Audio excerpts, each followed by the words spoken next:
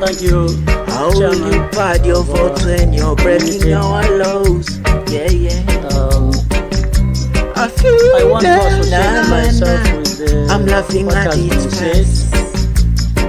especially Sending what us abroad, but Kenyans protesting our every sister place. President Samia Suluhu has just We ditch the church cause of hypocrites like you. mentioned. But don't trust our revolution Raise is a couple of coming. questions. They will not believe. I don't know. Revolution now. One, Revolution now.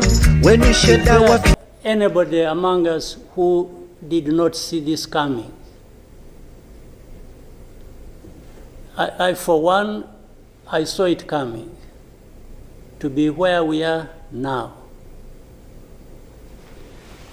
I saw it coming because I did not see who was taking charge of the process, who was listening, who was trying to provide any kind of guidance as to what we should be doing from one thing or one day to another. And by this, I want to also ask, as the East African community, what did we want from the beginning? Or what did we do about that? What are we doing now? And what do we want to do for where we want to go? Because exactly like President Samia has mentioned, if it is talking about problems and defining them, and I think we have been very eloquent. We have talked about all kinds of things. But when do we match what we are saying and what we are doing so that we get to what we want? When do we come to that? I haven't seen it. President, I asked last time in our meeting, the last summit, where is East African community, or does it exist? And exist for what? By the way, even now the person or the country we are talking about is not represented as we are discussing. And it is supposed to be, the country is supposed to be part of East Africa, but nowhere to be represented.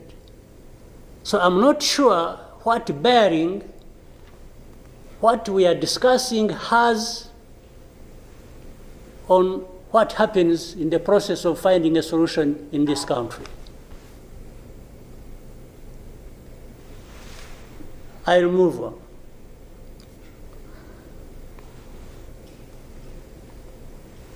The conflict that was created from the time we had the East African community get involved in trying to help in Congo, and later on when the East African force was trying its best and we are seeing progress, Tshisekedi decided they are not doing what he wanted and went to SADC. SADC agreed they would come and do what he wanted and sent everybody packing. And that we complied and kept quiet. What really did we expect to come out of this? Now, worse still, I think even in East Africa itself, ourselves, maybe we have different understanding of what the problem is, and we have never come together to agree or even disagree and find a way to come together finally to do what we ought to do to deal with this problem. Or we simply decided, each country, to move on its own with a different agenda arising out of involvement or whatever in Congo, and that was enough. If your interests were catered for by Tshisekedi, that was fine, even if the others' interests or concerns were not taken care of.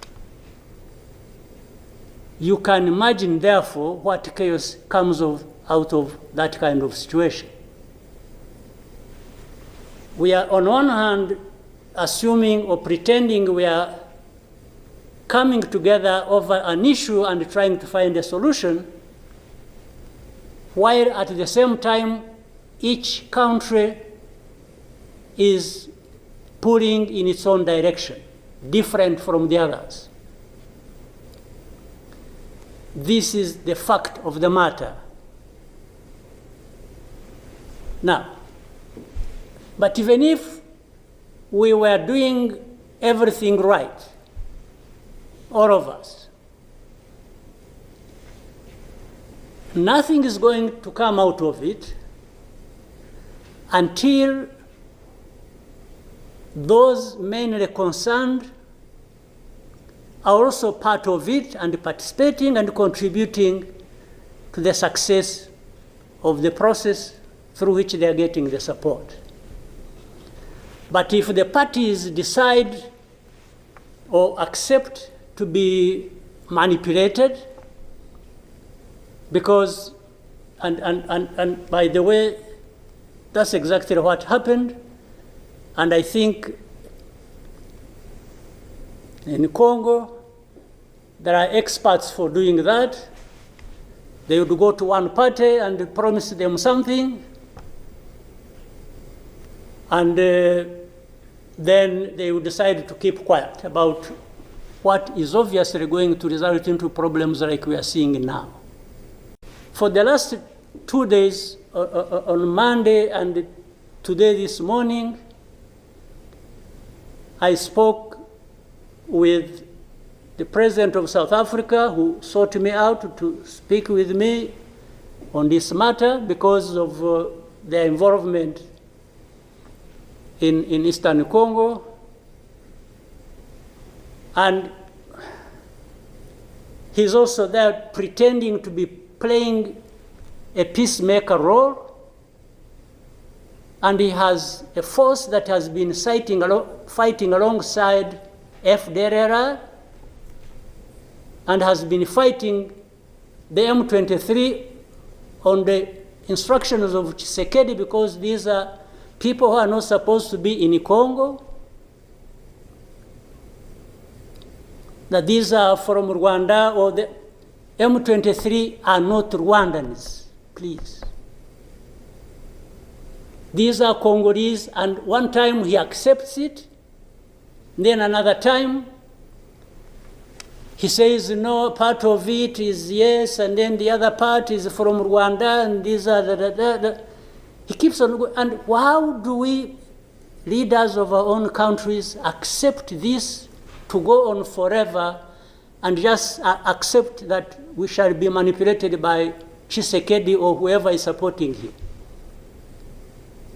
And South Africa dares even issue threats about what is likely to happen after that, and so on and so forth.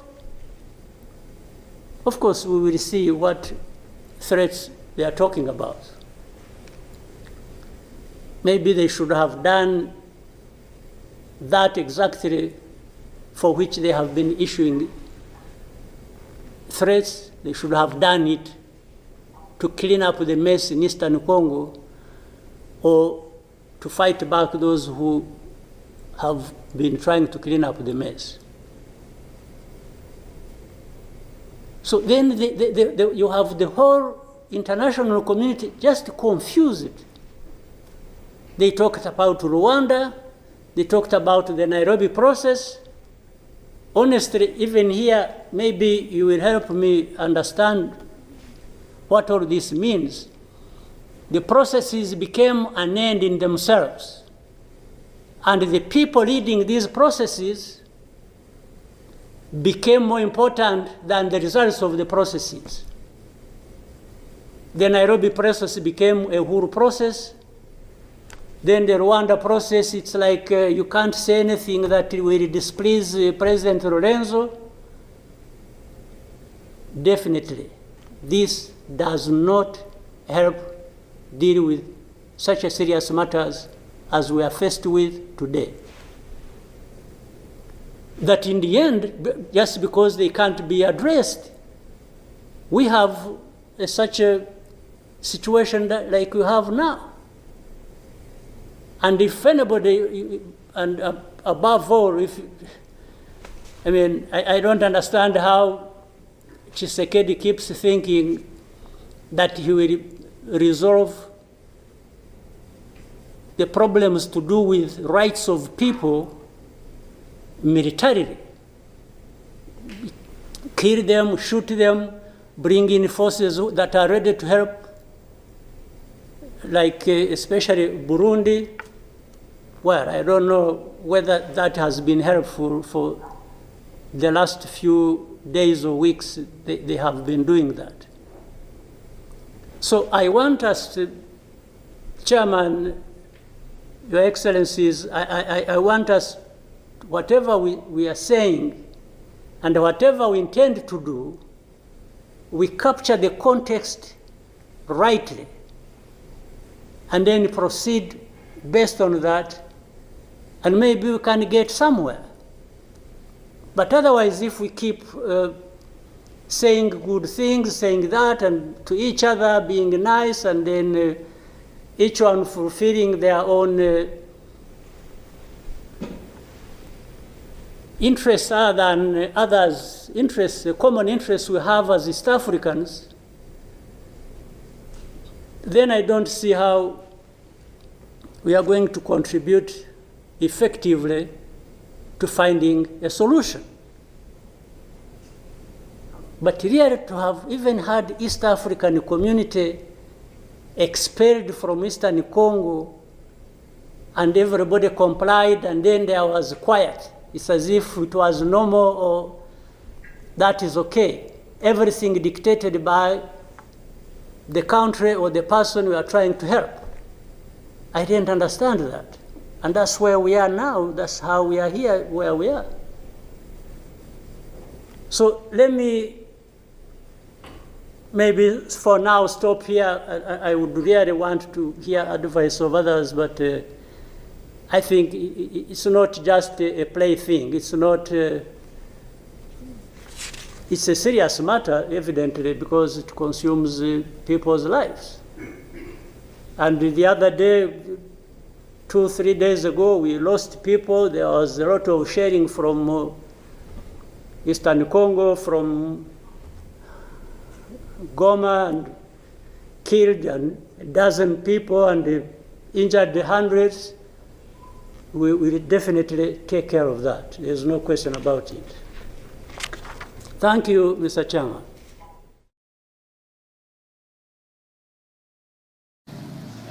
Thank you.